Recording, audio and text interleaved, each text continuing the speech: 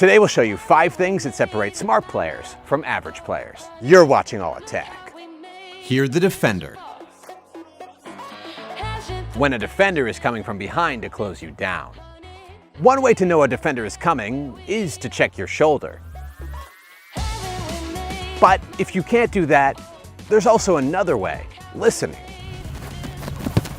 See, oftentimes, if you listen closely, you can actually hear the defender's steps as they get near you, especially if they're moving quickly. And once you have this ability, this almost sixth sense, then it can allow you to sometimes turn or protect the ball without even seeing the defender. Slowing the game down. In general, I think most people would agree that, if you can, you should try to pass the ball forward and create an attack. However, there are situations where you shouldn't. For example, let's say the game is stretched, meaning that your teammates are getting far apart from one another. Well, in these situations, if you play a quick forward pass, there are 2 potential problems. One is that your team may not be able to support that attacker, since they're too far away.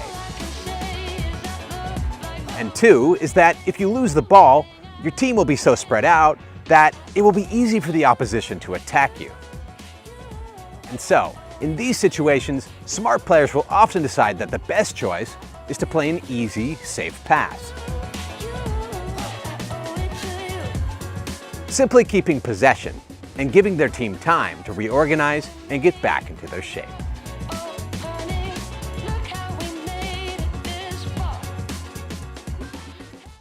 The critical scan. If you play football, you've probably heard about awareness and scanning. But what you may not have heard of is the critical scan, which is where you turn your head and check your surroundings while the ball is traveling to you, allowing you to know exactly where the defenders will be when you get the ball.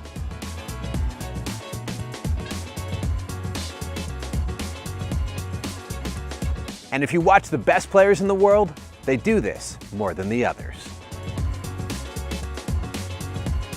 Now, if you want to practice this skill, there are different ways, but one of our favorite methods is an app called Be Your Best.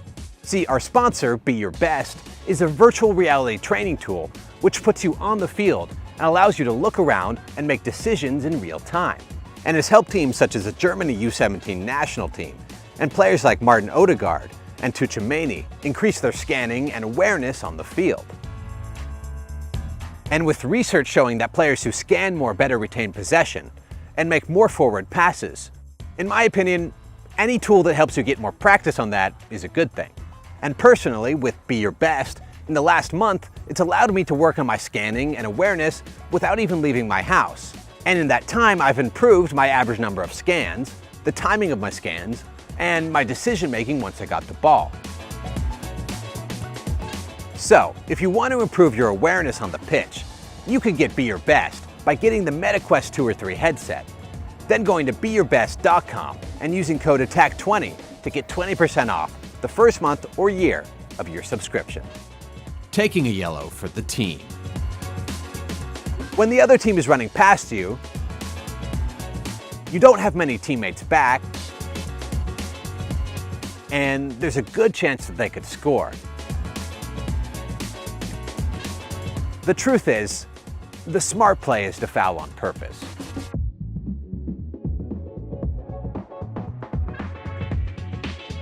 Now, whether you like this play is another story, but from a logical perspective, I mean, what are you going to do?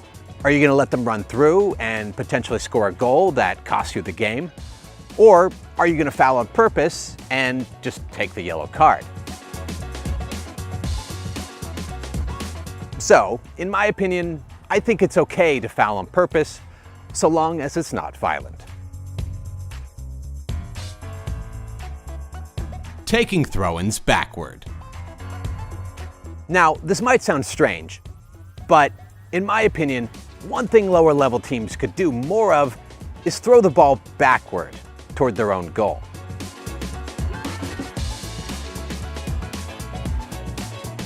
See, hear me out. In my experience, a lot of lower level teams have this tendency to, almost always, throw the ball straight down the line, leading to this fight for the ball.